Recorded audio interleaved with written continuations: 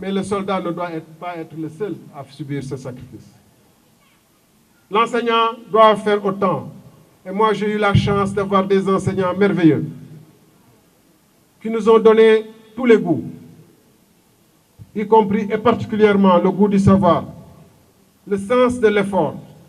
Cette race d'enseignants, malheureusement, a disparu avec les ajustements structurels. Et avec le fait que, comme je l'ai dit tout à l'heure, quand vous voyez un enseignant devoir se servir pour avoir de l'eau, devoir parcourir 14 km avec sa moto en y mettant du carburant, ce qui n'était pas prévu dans son salaire, en supportant la chaleur, les intempéries, dans un abri provisoire qui est à peine plus grand que sa taille, avec 5 élèves par table banc. Et quand un enseignant a conscience que le président de la République peut se permettre d'avoir des vacances en Russie pour assister à un match de football, à des matchs de football, en prélevant sur les deniers de la République, et en loin des suites qu'il abandonne, pardonnez, à la suite pour aller au Maroc, et en ne se pense-t-elle pas sur ces cas? Parce que notre système est, pour ainsi dire, perverti, et que l'État est réduit à sa plus simple expression, c'est-à-dire l'exécutif.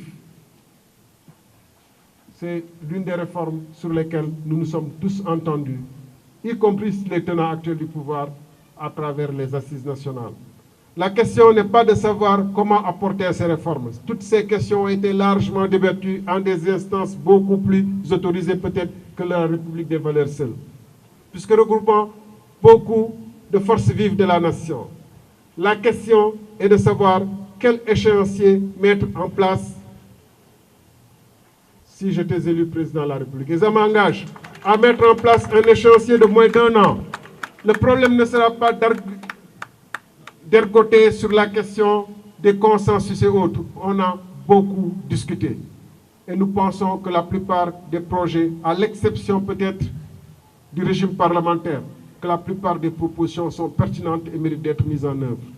La question est de savoir quel échéancier assez bref et comment réunir les quelques éléments de force vive pour pouvoir rapidement mettre en place les conclusions des assises. Parce que nous souffrons tous et nous souffrons trop d'une Assemblée nationale qui n'est pas une Assemblée nationale. Une Assemblée nationale qui se courbe et se couche devant l'exécutif. Une Assemblée nationale qui ignore les questions les plus importantes.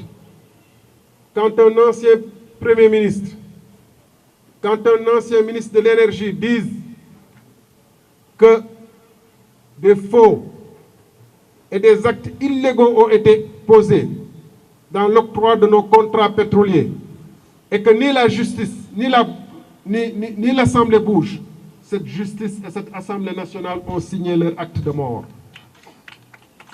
Parce que quel est le sens d'avoir une justice?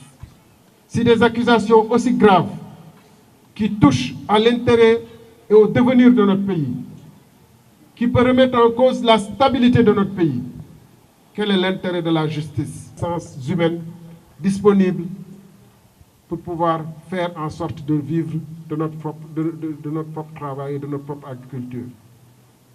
Et bientôt, à travers les grandes surfaces, même le peu qu'on cultivait, ces grandes surfaces vont se mettre à le cultiver au Sénégal et notre agriculture va disparaître définitivement.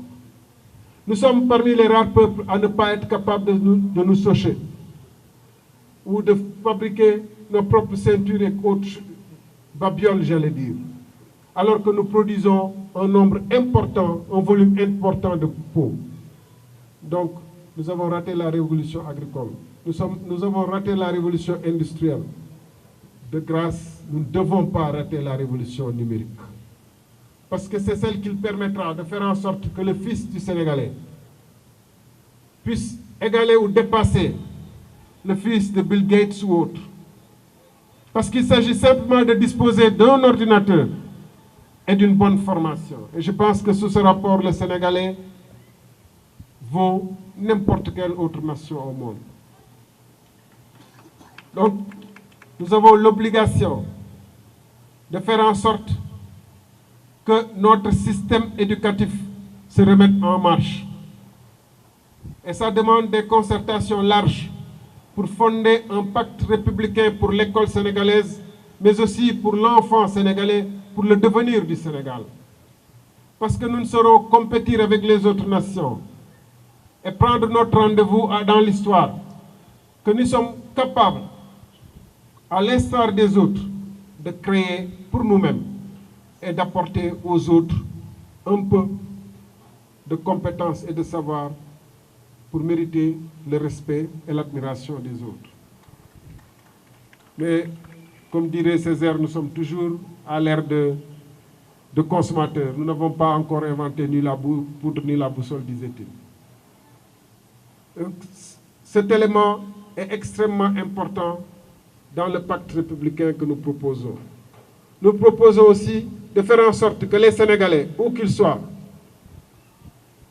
quand on ne parle pas de chiffres, si on est capable de s'endetter à la hauteur à laquelle on s'est endetté dernièrement, pour pouvoir construire des TER dont l'utilité est loin d'être prouvée, pour construire un centre Abdou Diouf qui ne nous apporte aucune recette, 50 milliards, pour réfectionner un building à près de 40 milliards alors qu'on est en train de construire des pôles ministériels.